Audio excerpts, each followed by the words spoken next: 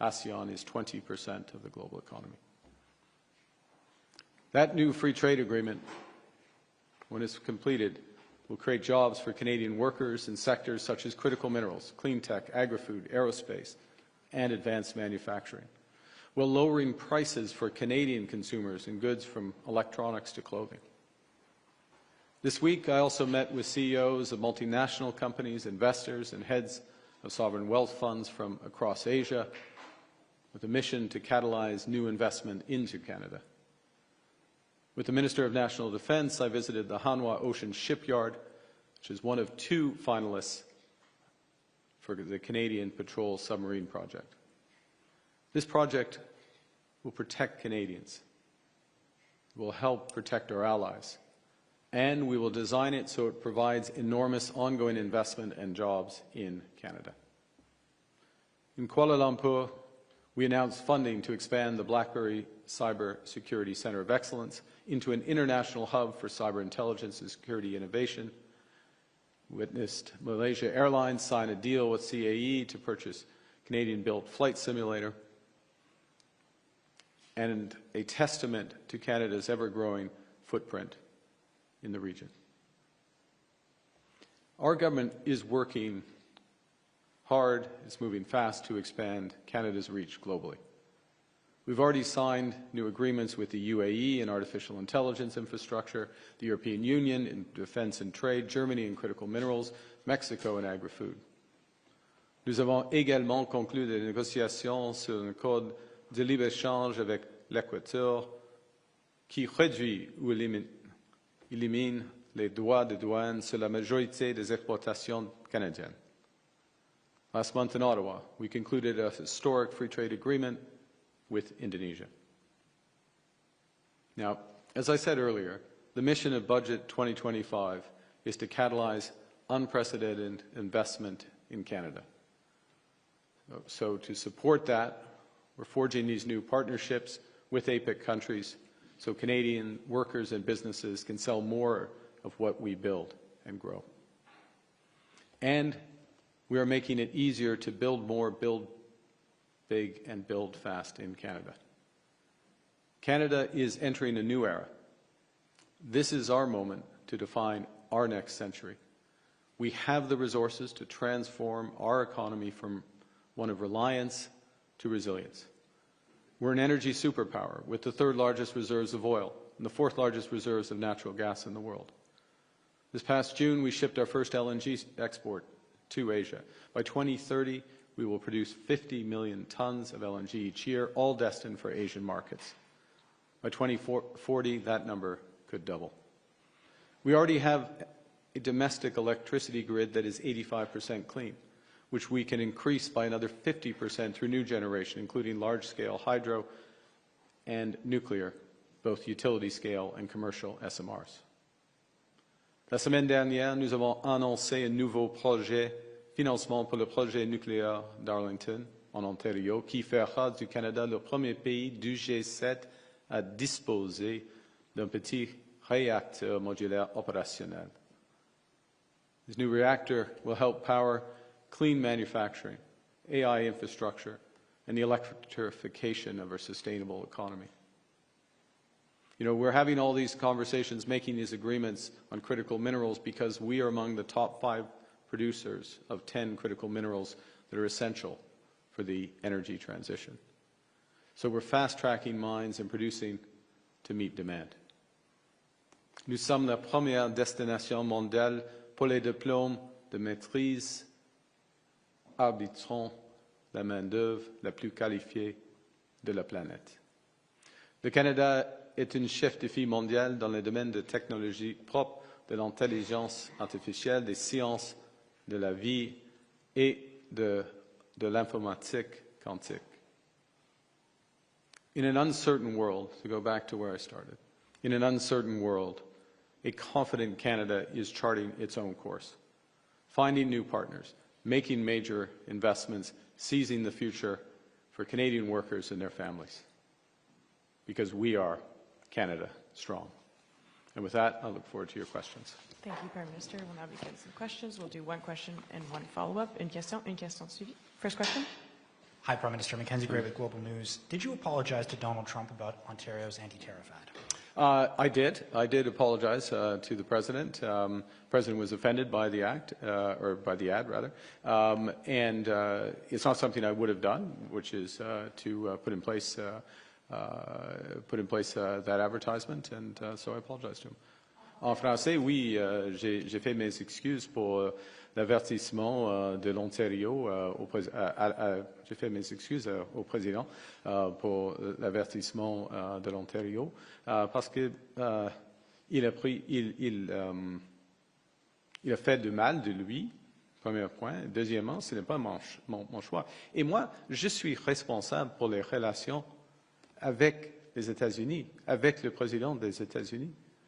I'm the one, in English, I'm the one who is responsible in my role as Prime Minister for the relationship with the President of the United States, and the federal government is responsible for the foreign relationship with the U.S. government. So things happen, we take the good with the bad, and I apologize to him. That he viewed the ad with you in advance of it going to air. Since you're the person that's solely responsible for negotiations, did you inform Mr. Ford that this is something that you did not want to go forward with? Yes. Well, you saw what came of it.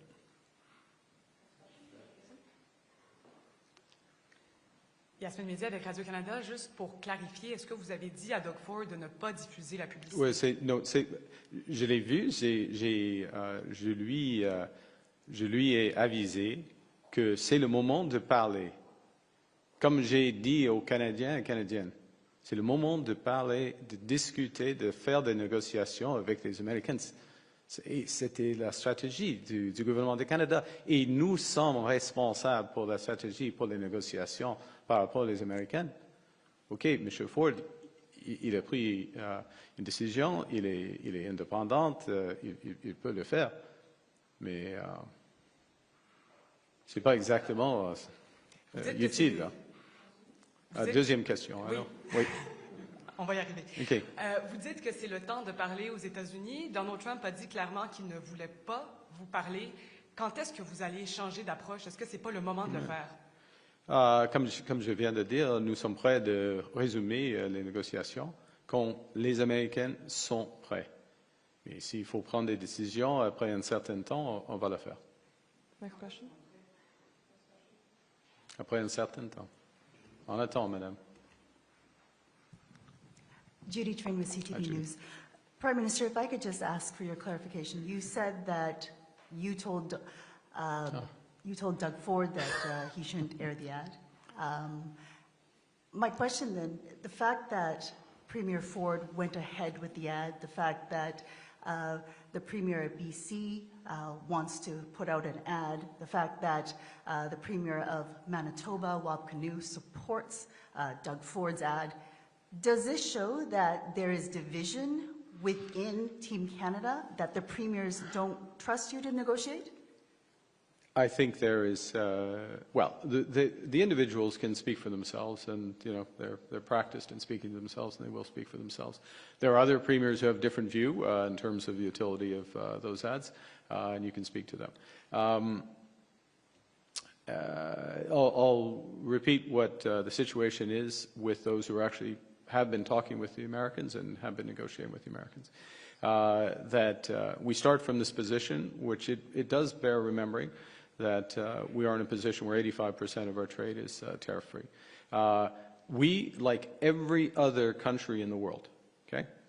Every other country in the world has issues if they produce any of the following: steel, aluminum, automobiles, pharmaceuticals, forest products, with 232, so-called 232 tariffs in the United States. And so that's what we're having discussions with, or that's what we were having discussions with with the Americans. That's where we're negotiating. We were making progress. Those talks are suspended.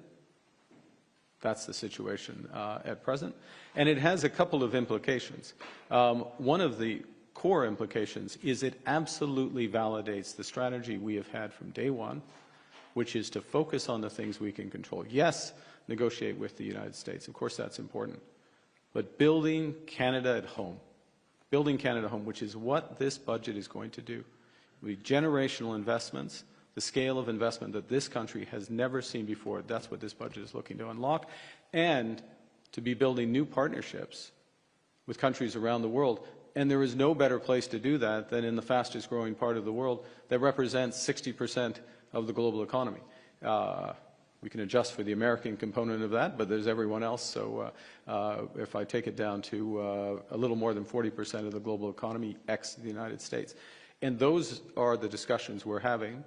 And you can see the traction we're getting. Free trade deal with Indonesia. Free trade talks now launched with Philippines and Thailand, two of our largest.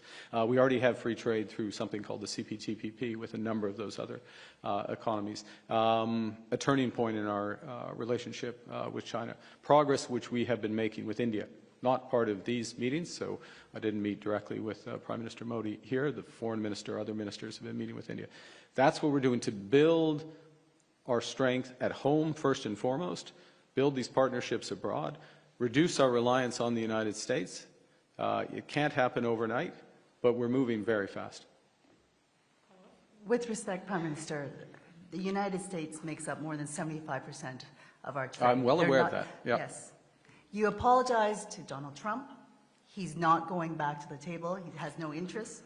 So what are you doing? What is your next move? Or are you close to striking out? Very clever. No, I just fouled one off. The count is full, but we're battling like the Jays. Look, the next move is on Tuesday. The next move is the budget. It's the budget for this time. The budget the country needs. The budget that gives us control. See, this is one of the things. We can spend our time watching Truth Social, worrying about the reactions of individual things. We are staying calm, okay? We're focusing on what we can control, which first and foremost is how we build at home. And secondly, with our negotiations with the U.S., when they're on, when they come back on, is what's in the best interests of Canada. Not emotional, what's in the best interests of Canada. They will only agree, the Americans will only agree, as is the case in any trade negotiation, something that also is in the U.S. interest. There are a number of things where those interests align. And we'll wait until they're ready. Next question. Raf. Good afternoon, Prime Minister. Rafi Bajikanian, CBC. Following your meeting with President Xi, neither Canada's readout or China's made mention of you bringing up things such as Uyghur detention camps or the transnational repression in Canada or Beijing's foreign interference into Canadian elections. Did you bring these issues up? We had a discussion on foreign interference. We had a discussion on a range of other issues. Recognizing that setting it back on track, particularly on the economic side, was an important part of the discussion.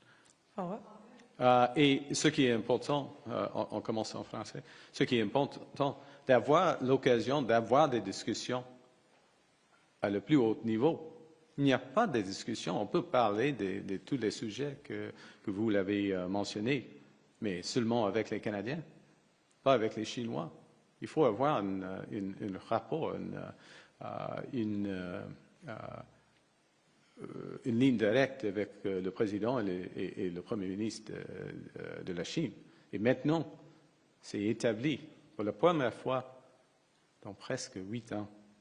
Alors, ça c'est la première chose. Deuxièmement, en ce qui concerne les discussions, oui,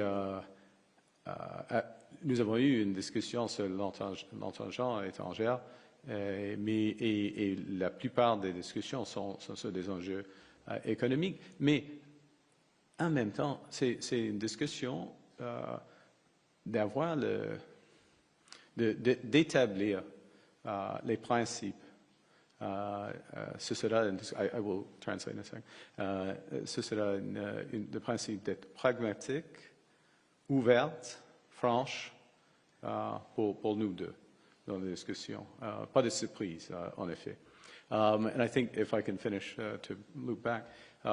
So the other element of the discussion, which is something you do in a relationship as opposed to a transaction, not suggesting your question was transactional in any respect, but I'd like to distinguish how some other discussions go, is to be clear about the expectations, that we will be pragmatic, that we will be open and frank with each other on issues, and there are issues of challenge, and that and where we can find common ground, we'll find common ground, and where we have differences, and there are big differences in our societies and in our governments, we'll respect those. Okay? So how did he react when you mentioned foreign interference in the Canadian Look, budget? we had, listen, we had a discussion that was, our overall discussion was constructive, and it was number one, constructive. Number two, marked a turning point in the relationship. I don't think they recognize the level of concerns we have about these issues, but we manage these issues in Canada. We have a structure to manage them. And look, I'm going to repeat what I said because it's very important. It doesn't do any good to talk to ourselves about these issues alone. It's important that we are engaged with the world's largest country by population, second largest economy by value, and increasingly influential, determinant, not just influential, determinant of the global system. So we need to be back in there, and now we are back in having those discussions. Next question. And I guess the last one, I'm sorry, I'm going to drone on for 1 sec. And the point of having the relationship is, if you have a relationship, you see people multiple times. It's not a one and done, and that's where we are. Thank you. Next question. Hi, Prime Minister. Sarah Ritchie with the Canadian Press. If you cast your mind back to April during the election campaign, I know it feels like a long time ago for me, you told Canadians that China was the biggest security threat to this country and to Canadians. Do you still believe that to be the case? I think we have to manage all our threats. There are a number of threats from country mentioned, Russia. We've non-state actor threats, which are material. I guess, one of the advantages of having your security clearance is you're better informed about some of the threats, and I highly recommend that anyone, either in the position of responsibility or seeking it, has their security clearance. So I have a richer sense of the tapestry of threats that face our country. And I'll tell you one thing, if I may, and I'll hand back after this, which is what that does is just hardens the resolve of the government to protect Canadians and to take a variety of measures that we are taking to protect Canadians. So it reinforced the need for the big increase commitments that we made. We didn't make commitments at NATO because all the other kids were making commitments at NATO. We made commitments to increase our defense spending because we have to protect our Arctic. We have to assert our sovereignty in the Arctic and protect Canadians there because of non-state actor threats as well. Also, threats in the cyber world, which are only growing. We have the ability to help protect us. We have questions about foreign interference and non-state actor interference in the virtual world in Canada, if I can put it that way. We take those threats seriously, and we're managing those. You were talking to us about your meeting with President Xi. You said that this would be good for Canadian workers and their families. And so for the people who are producing canola and pork and seafood in Canada, what did you get out of this? Well, thank you. Sorry, I'll let you finish, but yeah. So what we got is what was not going to happen prior to this meeting was there was going to be any movement on the trade restrictions in those areas or in other areas, or in even things such as I mentioned in my remarks, people-to-people exchange or tourism. Canada is not a destination for China. I mean, we're in a bucket of 3 or 4 countries alongside North Korea and I think South Sudan. Maybe I'm missing the 4th, unfortunately, but trust me, there's 4. So not having those areas, what this does, what the meeting accomplished, which was the objective of the meeting, was to establish that relationship at the highest level for the first time in 8 years, and to unlock few things. One is shorter-term, very important shorter-term issues. You mentioned canola. Same with the fishing industry. Those are important issues for us. And the instruction of officials and ministers to work on both sides to find resolution for those is something that comes out of that meeting at that level in that system. Okay? Don't have the meeting, don't have the understanding of where the relationship is going to go, there would not be progress on those issues. Okay? People sometimes simplify it down and give this for that. That's not the way it works. So to give Canadians a sense, and your question's absolutely the right one, so what does it mean? It means that we have a few things. One, for those hardworking farmers, fishers, a pathway to address the tariffs that China has on them, and we're going to be working hard to get those resolved and move forward. The first thing. The second thing, it opens up a much bigger set of opportunities for a broader range of Canadian businesses. Not in all areas, but in areas that are to our advantage. And that's part of what we will scope out over the course of the next few months in advance of my visit. But again, to come back to a relationship as opposed to a transaction, what you do with a relationship is then you make progress on certain things and then you move on to the next issues and you build on that. And that's what is now unlocked, which was not the case 24 hours ago. Next question. Steve Chase, Globe and Mail. Right. We're still trying to take the full measure of your policy towards China, so I'll ask you about the Indo-Pacific policy, the government's Indo-Pacific policy. It calls China an increasingly disruptive global power. Do you stand by that statement? Do you agree with that statement? Do you think that's still the way it should be expressed? I think that, following Steve, one is that there are different aspects of disruption. One is economic disruption. We see that in terms of Chinese competitiveness in certain areas, market dominance in other areas. I mean, issues with critical minerals, for example, overcapacity in certain, say, steel would be another example of that, where those are disruptive facts that we are adjusting to as Canada. What are we and actually flips around. So the critical mineral side, enormous opportunity for Canada. Enormous opportunity for Canada because the world wakes up and realizes not to have all their eggs in one basket, lesson we're learning as well with the United States. So a chance for us to build out. And, I'll just reference that yesterday, I'll get my dates right, but October 31st, the Minister of Natural Resources, Minister Hodgson, was hosting the G7 in Toronto. He says, hesitant, in somewhere in Canada. I think it was in Toronto. I know the run-up to the meeting and the outcome, where more than 20 critical mineral agreements were signed, almost $2 billion worth of investment. The vast majority involving Canadian companies is G7, but the vast majority of Canadian companies and things in Canada. So that disruption that comes from China brings also opportunity. That's the economic disruption. I think, look, we're clear-eyed about the issues in the Indo-Pacific, the issues more broadly from a geostrategic perspective. We have pragmatic engagement with China, there are areas where we will engage and cooperate, and there's others where, again, in a relationship, we can establish an ability to make our views known directly to them. Follow-up? Your predecessor came in 10 years ago intending to open a new glorious chapter of relations with China as well. In fact, he wanted to sign a free trade deal. But one of the things that happened, it wasn't just the imprisonment of the Michaels, it was investment restrictions, it was restrictions on collaboration. They blocked the flagship Huawei from Canadian wireless. They fenced off significant portions of the Canadian industry. They restricted funding for any collaboration with Chinese state and military institutions. Were any of those things wrong, and are you going to revisit the restrictions on Chinese investment in Canada? Look, first thing, what's done is done. I mean, the past is the past, and the question is where you look moving forward.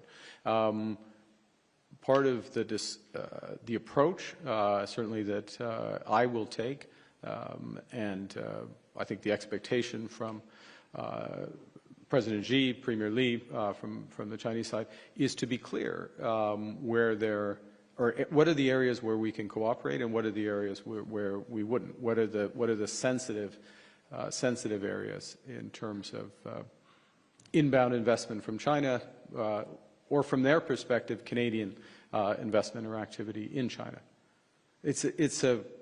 And there is a very large area.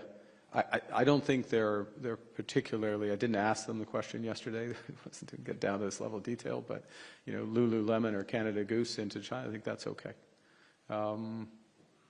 certain elements of cyber cooperation and others in China or in Canada, that's a different issue. So it's being clear on where they are. I'm not going to spell them all out right now. It's part of the engagement. Next question. Okay. Hi, Prime Minister Brian Platt with Bloomberg. Last year, your predecessor put tariffs on pretty steep tariffs on 3 Chinese products, essentially: steel, aluminum, electric vehicles. The readout after your meeting yesterday said you discussed solutions to some of these irritants. It did not say steel and aluminum. It did say electric vehicles. So should we take that to mean steel and aluminum are off the table here, but Canada's tariffs on EVs, that is something you're willing to look at and revisit? The way I would frame it, and it's early days, so I don't want to get too far ahead. There are questions about where our cooperation is in energy. And I'm going to use energy in the broadest sense, and I'll be a little more specific now, but it's part of the way to have the relationship is, okay, where are we going in energy? PetroChina, Chinese oil company, is one of the purchasers of LNG from what's called LNG 1, the first of those I referenced in my remarks. I think they're 15%. There's a variety. The Korean gas company, Petronas in Malaysia, also purchases. There's a range. Shell would be another. So there's a relationship there in LNG. There's a relationship for some of our oil exports. Actually, I may have got that wrong. It may be on the TMX. Sorry, I apologize. I'll come back and give you the. I'll you can go on Bloomberg and you can figure it out. That's one aspect of energy cooperation. Another aspect of energy cooperation is what potential role will Canadian uranium exports play, big nuclear, and the Canadian nuclear sector and the Chinese nuclear sector, given the scale of their build-out and given our expertise, including in SMRs. On the other side, from a Canadian perspective, we are building out, one of the big advantages we have in Canada is this, we basically have a clean grid, or almost a clean grid. And the question is, how do we then take that to the next level for electrification of our economy? For, if we're going to have more EVs, we need more clean electricity, or it doesn't really make sense to do that. For clean manufacturing, for AI data centers and all those other aspects. We have big hydro, for example, Churchill Falls. We have big nuclear in Ontario. We have some investments in BC as well. But there also will be conventional renewables, solar in particular, wind, offshore wind. One of the projects of national interest is Wind West off Nova Scotia, potentially 50 or 60 gigawatts of wind. For that, you also need storage capacity. So it's a long answer, but you asked for it. You need storage capacity. Some of the most competitive companies in the world are Chinese in both offshore wind and in battery storage. It's a natural potential area for cooperation even before you get to EVs. And of course, there is a competitive. They're very competitive in EVs, but the EV component is part of a bigger restructuring of our auto sector. So we'll proceed carefully with that. And I also just wanted to ask you about, there was a lot of talk on this trip about submarine procurement, obviously. You visited a shipyard. I wanted to ask you about fighter jets. Have you made a decision yet on the F-35 review? When will Canadians learn what your decision is on this? I haven't had any Canadians ask me about the F-35. Oh, well. Are you asking on behalf of, you're asking on behalf of Canadians? Look, we'll make a decision. I'll put this in context. There is, as it should be, there are defense considerations and there are jobs and industrial considerations to these decisions. Part of what we discussed yesterday, or 2 days ago, I guess, in the visit in the shipyard and with the management, was if we were to, and this is exactly the same conversation we had in Germany, to be clear, exactly the same. If we were to go down this route, which Canadian companies would you partner with? How much would be done in Canada? Who would do the after-sales servicing? Because one of the big things on contracts is, particularly military, is most of the cost comes after you buy the hardware, like the vast majority. And so it's quite important how that's apportioned out. And it's one of the considerations when comparing, to go to the aircraft example, to comparing those. So we look at the benefits to Canadians, Canadian jobs, Canadian futures, as well as the security benefits. And we're going to be very deliberate about the F-35, as we should, because these are very large commitments of taxpayer dollars. Next question, Murray. Hi, Prime Minister. Murray Brewster with CBC News. Are you confident the budget's going to pass? I am 100% confident that this budget is the right budget for this country at this moment. This is not a game. This is, this is a critical moment in the global economy, or it's an important moment in the global economy. It's a critical moment for our country. And it's a critical moment for our country, and many of the questions that have been asked this afternoon highlight aspects of why it's so important. Over-reliance on the United States, security challenge. Where are we going to find the growth given the headwinds from the new U.S. trade policy? And what this budget will do is provide the answer to that question, and the means to become masters in our own home, maîtres chez nous. So it's the right budget, and the responsibility of the government, myself, the Minister of Finance, and others, is to put forward the right budget for the country at a moment like this. And that's what we're doing. Ce n'était pas la question. La question, c'est le... en effet, c'est le budget est le budget pour le moment. Et c'est un point tournant pour notre pays.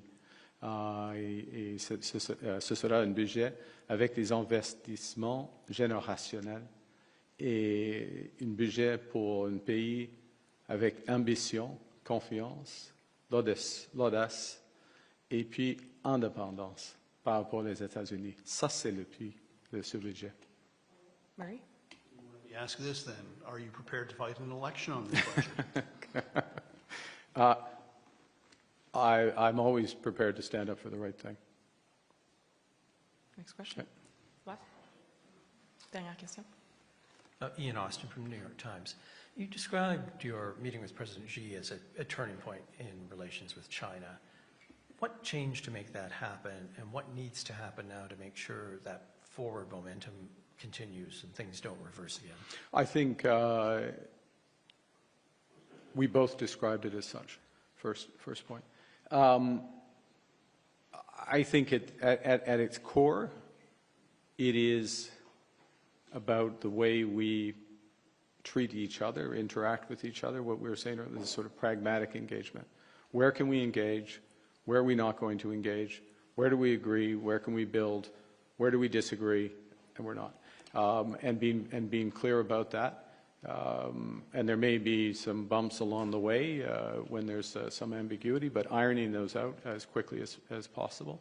And then there is, because there are a lot of areas where cooperation makes sense. Look, I'll give you an example. We are two countries that care about climate change and care about global solutions to climate change. Right there's an enormous area for cooperation. We are two countries, at least Canada traditionally has been a country who understands the international monetary and financial system and the changes in the international monetary and financial system, understand the importance of financial stability, the issues with transition and other aspects. This is an issue when you're the rising economic power. So there's another area of engagement there. So there's a host of places where there is an alignment of issues above and beyond the direct commercial ties. Again, where and when did you apologize to the president? How did he respond? I saw him. We had dinner. We had dinner together. You saw it. There were a few of you were there, and we had a very good dinner. It was very cordial. And I spoke to him at the dinner privately, obviously. Privately, now it's public. There you go. Thank you. Well, my regret, I did say J's and 6. I certainly very happily take J's and 7, and I'm going to say something that is, I was 100% cheering for them. I will confess that I was looking at my phone during session 2 of APEC, and I knew that we were, we had 2 on with no outs in the bottom of the 9th. I don't know if you were watching. Were you watching it? Watching, but you're picking it, yeah. And so I was that was a bit of a blow. But in full disclosure, selfishly, the fact that I think I will be back in Canada in time to turn on the TV for Game 7, I'm grateful. I'm grateful for that. I'm sorry, guys. I'm grateful for that, and I feel very good. I feel very good about it. And I'll say one thing, which is something, since we're in the mode of conveying private conversation, since this is what I said, I can say it. What I said, one of the things I said to John Schneider, the manager, when I had the chance to go to the media day before the series started, is kind of the lesson of the way that the Jays play for the country, right? They take risk. You take risk. It doesn't always work out. Sometimes, you put someone on the mound, or you put some, you pinch hit or pinch run for somebody. It doesn't work out, but they take risk.